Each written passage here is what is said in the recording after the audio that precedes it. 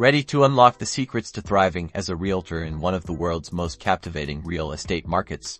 This video breaks down everything you need to know to navigate the Italian real estate landscape, from understanding the legal framework to connecting with international buyers. First, let's tackle the legal requirements in Italy. Becoming a licensed real estate agent requires specific qualifications and exams. Research the Camera di Commercio in the region you intend to work in. They oversee the registration and licensing process.